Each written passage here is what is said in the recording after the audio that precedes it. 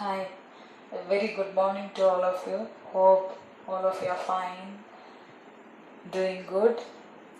Shall we go to the next grammatical function that is in our syllabus?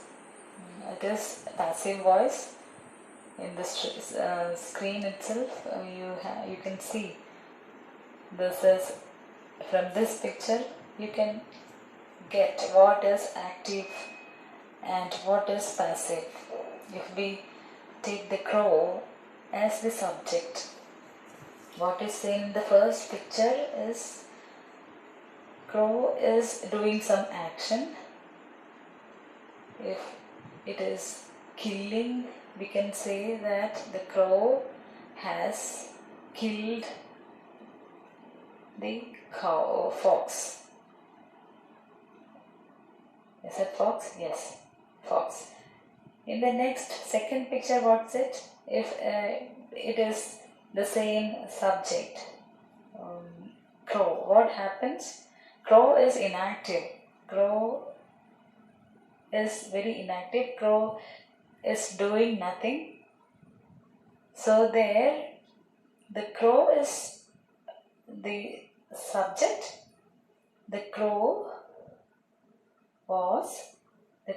is killed by a fox. So the same thing has been said in different ways. That is active and passive. How we make a sentence active and passive. So in active voice, we give importance to the subject. We all know the structure of English sentence. What is it? Subject, verb, object. We all know it. So we give importance to the subject in active voice. Like Rama killed Ravana. But in passive voice, Rama killed Ravana, where Rama was doing some action, that was killing. That Rama, the same thing. Rama killed Ravana. But when we make it passive, Rama becomes passive. He will not do any direct action. Ravana comes into light.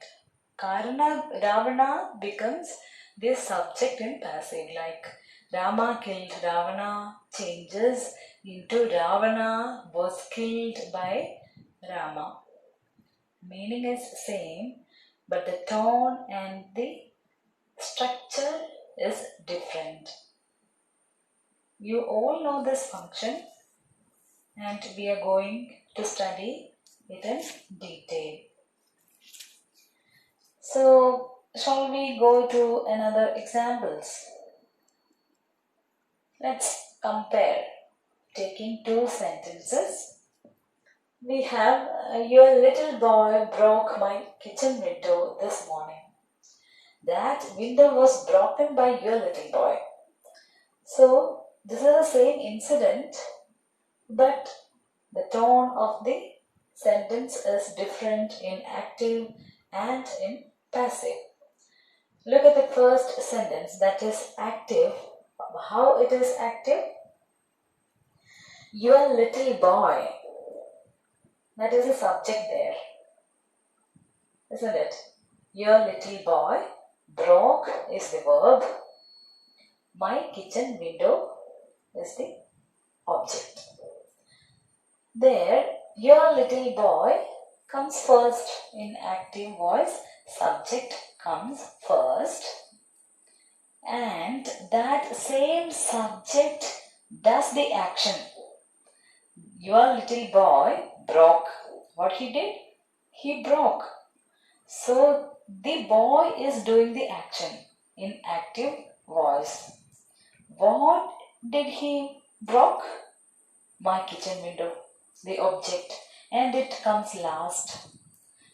So what he did to it comes last, and the person who is really doing the task, action, becomes the subject. The action he does is the verb, and what he did with that particular thing, that is object. So these are all active verbs. From single verb word, it is understood. It is active, action words. It has independent existence. Like we can ask, are you sleeping? Can be asked by sleeping. The same as one word can really reveal the question behind it or the meaning behind it.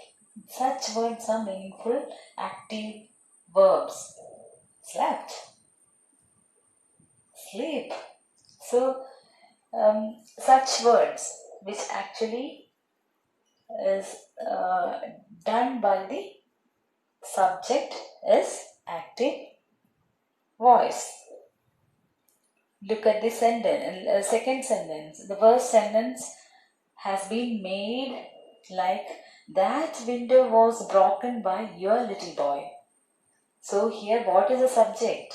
The subject, the object of the active voice becomes the subject here. That window is the subject. The object of the first sentence becomes the subject of the second sentence. And was broken. It is not broken alone, but it is followed by an auxiliary verb, that is was broken. What was done to it? So, what was done to the window? In active voice, who is doing the action?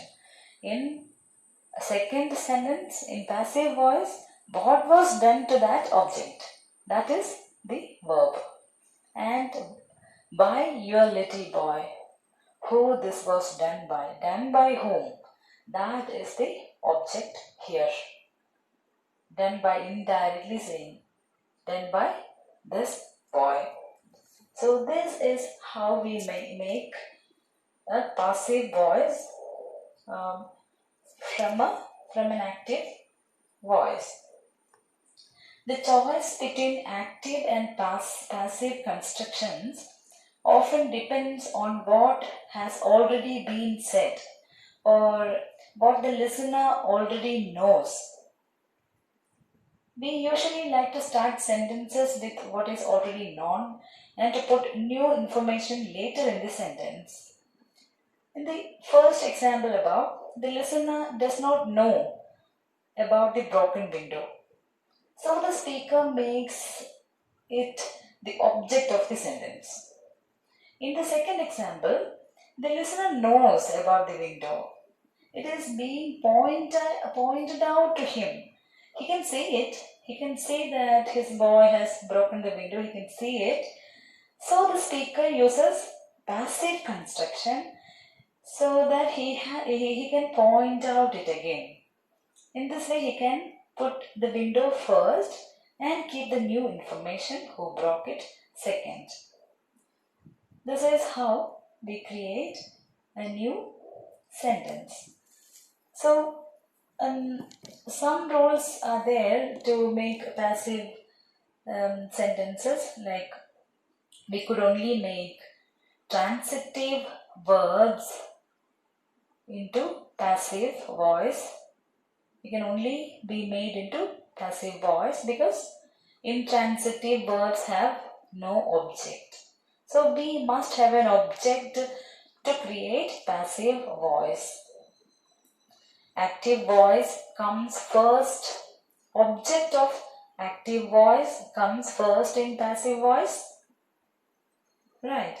The subject of active voice comes in passive voice as a by agent.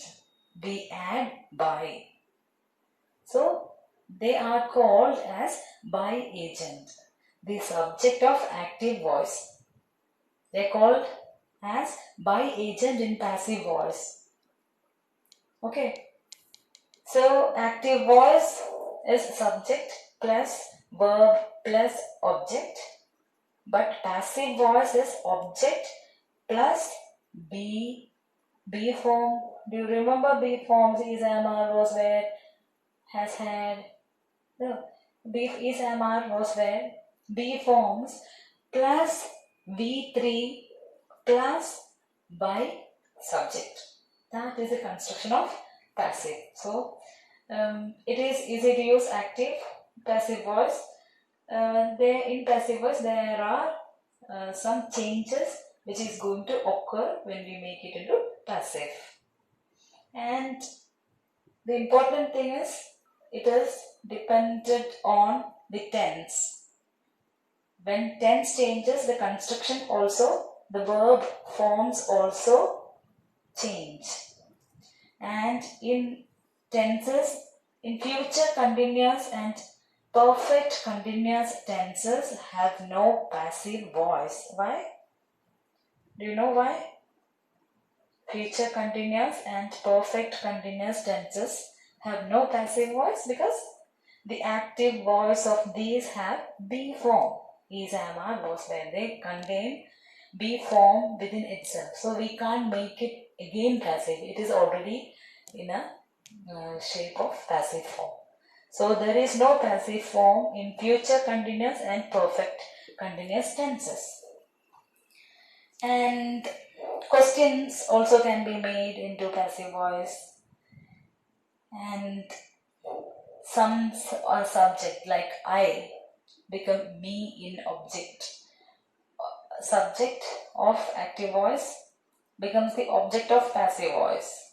So I become me, we become us, you, they, them, he, him, she, her. Just for the sake of knowledge, you all know it. You have already studied all these things. So these are voices, active and passive. These are verb forms which make the changes in the sentences of active voice and passive voice. The subject of an active verb is usually the person or thing that does the action or is responsible for what happened. So the subject of active form, as we have said already, is responsible for the action. Breaks, told, future tense, it will help. So the subject, and these are the active verb forms. And the subject of passive verb is the person or thing that is affected by the action of the verb in passive voice. Subject of the passive voice is something which is affected by the action. In active voice, it is done by the subject. In passive voice, it is affected by the action. So it is made with be plus past participle form. So you have to remember the past participle form of verb. You have studied it as B1, B2, V3, sleep, slept, dream, dreamt, what, run, put. Do you remember all the stuff? The third form of verb is used in passive voice.